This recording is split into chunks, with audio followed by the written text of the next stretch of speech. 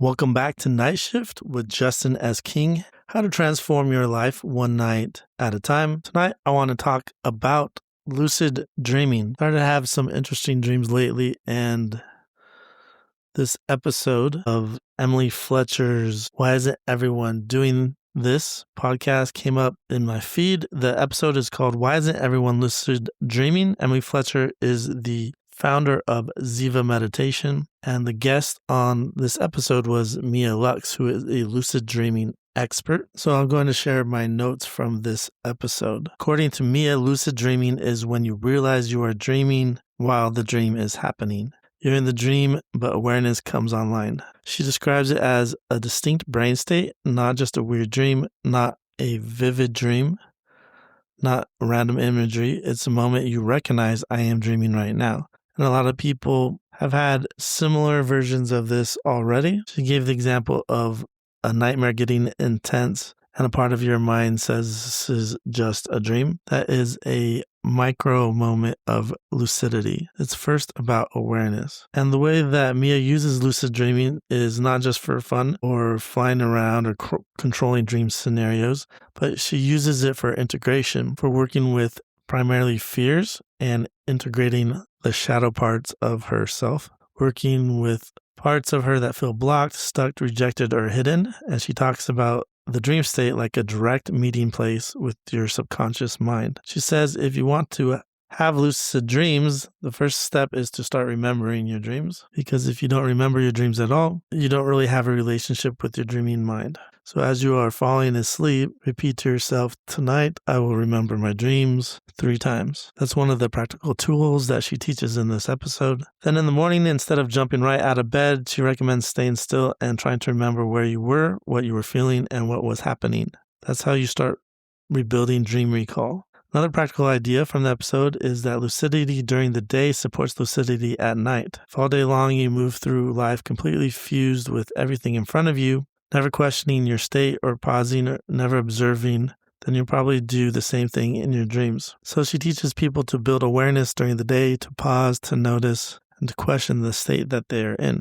The way she recommends you do this is through a state check. Basically, you look at your hands, observe them, turn them over, look again, and notice if anything changes. The idea is that if you practice that enough while awake, eventually you may do it in your dream.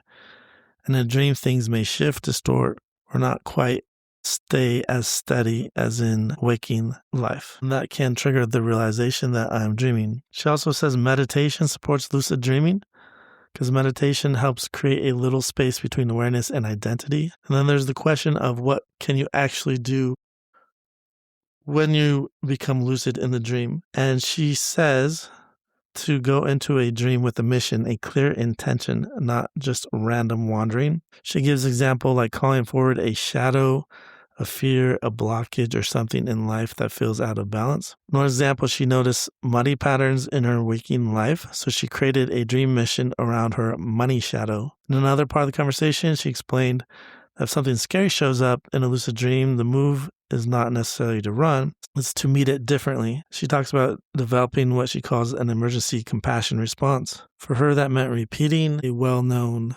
Hawaiian prayer. You say, I'm sorry, please forgive me, thank you, I love you. And you repeat it over and over to the thing that is confronting you. If you are surrounded by terrifying figures, choosing compassion instead of panic may shift that figure into something softer. And that can have a big impact on your waking life. It says one of the rules in lucid dreams is to ask dream figures what do you represent. Instead of reacting to the image, you engage with it. You ask it what part of you it reflects, what it means, what it carries.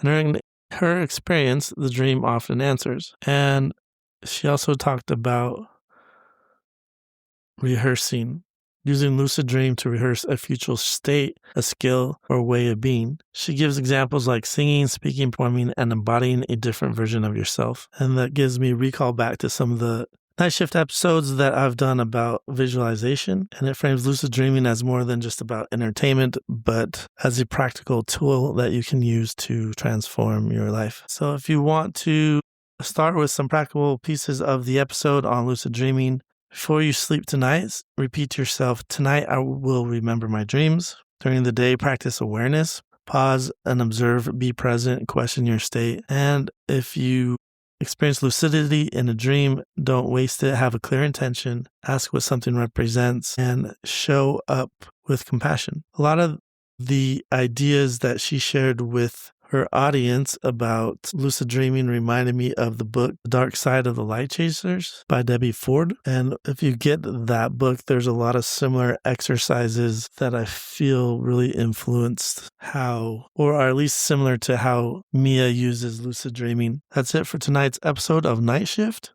If you've ever had a lucid dream before, I'd love to hear about it. Send me a message at justinSking.com. My name is Justin S. King, and I help entrepreneurs find peace tonight, tomorrow, and for the rest of their lives through sleep optimization, emotion regulation, and discovering their purpose.